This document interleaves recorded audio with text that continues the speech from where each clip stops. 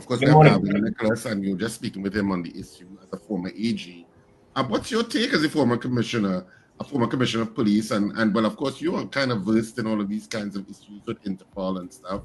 So what's your take on it? Well, Gavin was brilliant this morning. He was spot on. He left very little for me to say. So, but Gavin did it from the legal perspective, dealing with it from a police perspective. That international criminal police organization, Interpol, how Interpol works, it is absolutely, can the previous prime minister state that it may be some type of political involvement. It is absolutely impossible that any political body in any one of the 190 odd member states that are affiliated with Interpol can just send a document and forward it to Interpol. It does not work that way. That is impossible. It must come through the National Central Bureau head, that being the Commissioner of Police. So I knew this because I was the National Central Bureau head. So it must come through that NCB. And there is, as Gavin said, there is a liaison officer, an operation officer who represents Interpol, who is from the Trinidad Tobago Police Service. That person has dialogue with Interpol on a regular basis. Interpol is not an MI6, it's not an operational unit. This perception that Interpol turns up here with 5 and 6 persons to arrest individuals, it doesn't work that way.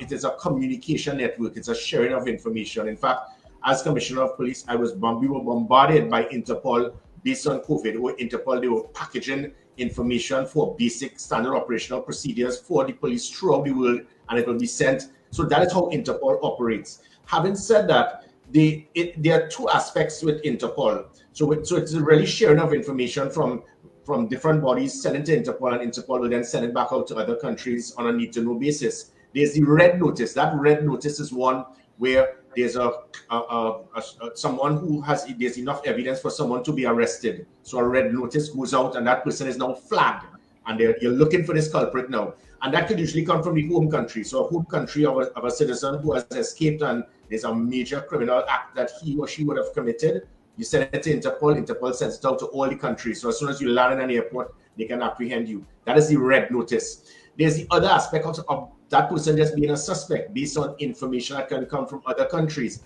And this is where I want to get into, I know you all had A and B this morning, but there is a C. There's an option C, and I think Gavin was alluding to it. And I'm not saying that this is this scenario. I'm not here to cast anything on anyone, but there is a C, whereas all persons in the 66 votes, they are correct.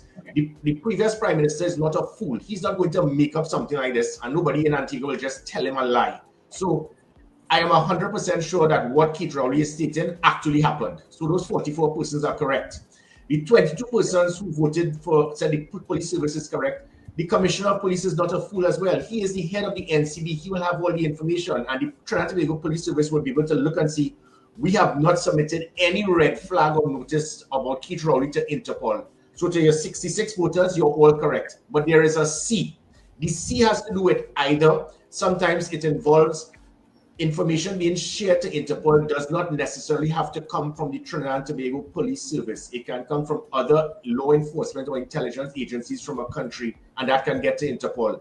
It can be inappropriate because sometimes what is required is that information should really be sent to the NCB, who becomes the conduit to pass information on to Interpol. But there are other law enforcement agencies, for example, the SSA, the Defense Force Intelligence Unit, and so forth. They can also be involved in communicating with Interpol without the knowledge of the NCB. I think that can be inappropriate, though. I think that really and truly should have been fed to the police service so the police will know what is happening. There's the other element of C, whereby another country may have red flagged an individual in another country and pass it on to Interpol. Interpol is not obligated to forward that information to that home country.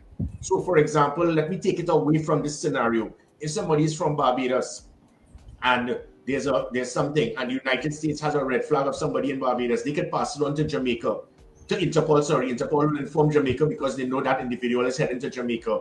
The Barbados police doesn't have to know. So the information that the TTPS would have sent is accurate. TTPS did not send any information, and they have nothing on their system to verify.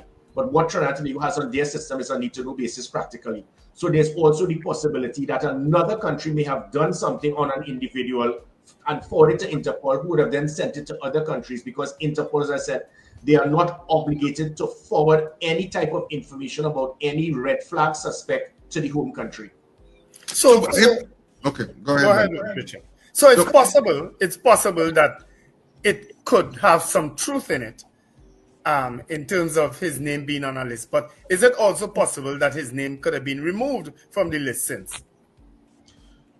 Yes, that is true, and that is where it is. And Gavin, feel free to jump in anytime.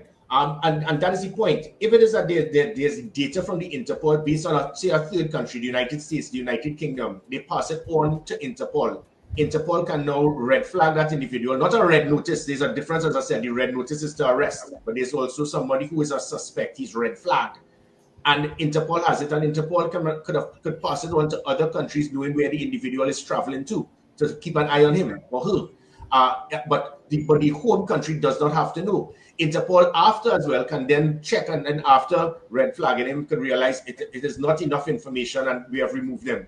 But I think it is hardly likely that a previous prime minister would be red flagged and be held and be told that, and then the persons would not have known that he was removed from the list. So I hardly think it could be that scenario. But as I said, there is also this option C, where persons can be red flagged by another country, an external country, a third party, and they forward it to Interpol, and Interpol will give it to other countries, because I want to re-emphasize, Interpol is not obligated to forward information about any person red flag to that home country. So a question was asked in the chat by Scorpion. If there is in fact a list, shouldn't all countries be privy to that list?